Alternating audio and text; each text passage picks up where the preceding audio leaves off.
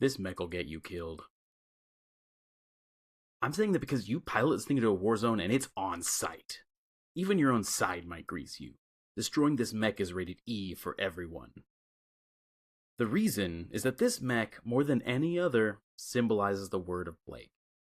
The Grand Crusader. I'm the bad guy. Duh. There are two sides to every war, but not for the word of Blake. They're the bad guys and forever shall be, anon. But look, this isn't the only mech with the taint of Blake on it. The Celestial Sears is also a Wabi special, but given how they were mostly limited to Mane Domini operatives, very few people ever saw them, and those who did, most didn't live through the experience. And the Mane Domini are, Kerensky willing, all gone. Either killed in combat, driven insane, or locked away in some Maskarovka cryo prison that definitely doesn't exist. There's a handful of other Wabi exclusive mechs, because as soon as you give authoritarians the keys, they start churning out Wunderwaffe like clockwork. But most of these were failures or never made it out of the prototype stage, like the Super Heavy Omega. Man, I want to talk about that one sometime. Or there were so few produced that Operation Scour and the rest of the battles that confined the work of Blake to the trash can of history resulted in those models only being found in battle ROMs and textbooks. So as a result, the Grand Crusader alone carries all of the sins of the Wobbies on its shoulders. It alone is the target of our ire, of the boom of the judge's gavel, of a billion accusatory fingers pointed its way, a galactic tribunal of greater humanity declaring, it's all its fault. But the truth is, there are plenty of Word of Blake skeletons in all of our mech bays. Word of Blake, in all its ambition and desperation, didn't just create new mechs like the Grand Bill Hader here. It also opened up the Comstar Disney vault of extinct mechs, and more importantly, dusted off blueprints and restarted production lines. The Champion, the Galahad, the Gallant, the King Crab, the Mongoose, Osprey, the Thorn, all were resurrected, or at least given a second lease on life by the Word of Blake.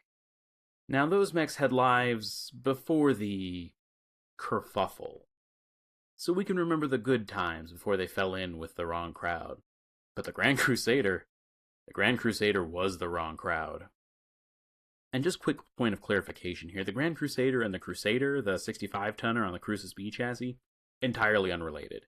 Just a coincidental and unfortunate naming similarity, though I've seen at least one reference in the historical records to a Blakist Crusader, where it's not really clear which mech they're talking about, so that there's some confusion on this point.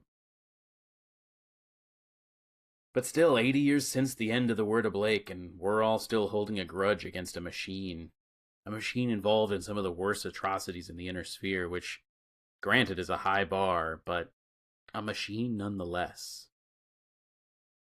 How did I find this one? Well, I'm at the Stones Coalition Museum on Solaris 7.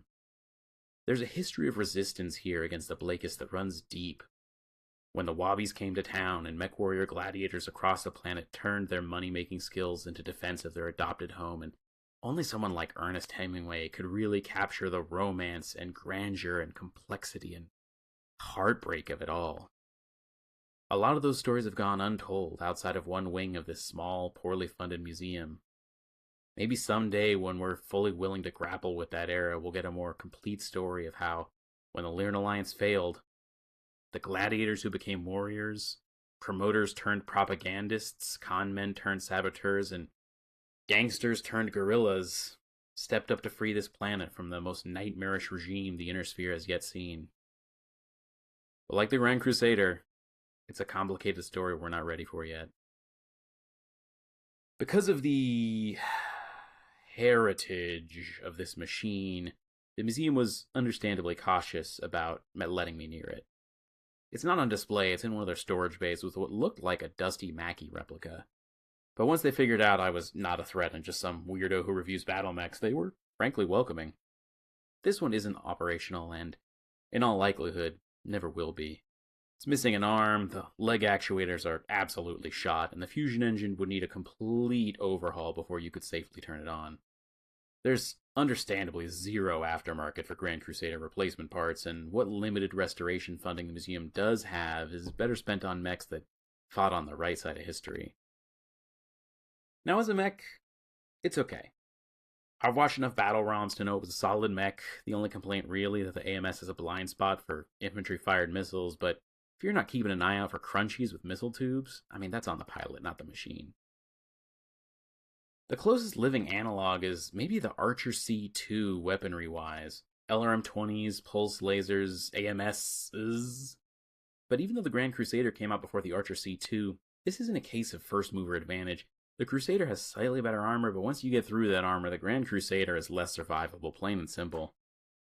You punch a hole in an Archer and it'll just spit out some teeth and get back to throwing hands. And then we come to the engine. An Archer has some variant on the Vox 280. Outdated, certainly, but it gets the job done.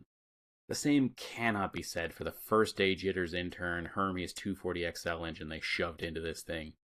This engine is not meant to be here. It's not meant to haul this chunky monkey.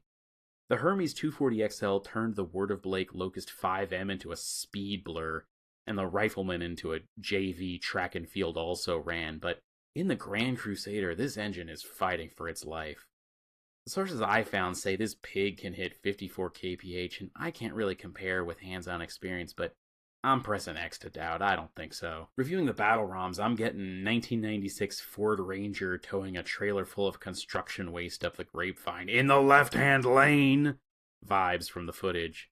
Quick PSA, if you ever visit the glorious state of California, just know the left lane on the freeway, yeah, that lane, that's for criminals. You don't belong there. And the LRM-20s that slide up over the mech's shoulders are an innovation, freeing up room in the center torso and giving more firing range. I hope the collaborationists at Gibson Federated Battle Mechs take pride in that innovation. But look, the stats on this mech don't really matter, and if you want that, Red Tech or Mechanical Frog are teaching class over in Ryerson Hall.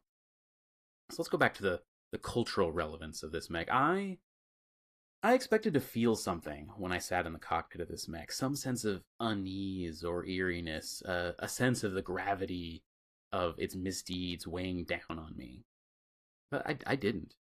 Because it's just a mech. It's just a mech. No one's hands are clean in the inner sphere, not since the first Succession War, and maybe not even then. But we've all decided this mech is the bad guy. I know, mechs don't kill people kill people, but the people that birthed this portent of doom killed more than most. And while time sees fit to wash away the sins of the House Lord Butchers of the past, I don't know if the blood is ever going to wash off the Grand Crusader. Sorry to end on a downer. Next time we'll talk about another Wabi Resurrection special, but it'll be more fun. I promise.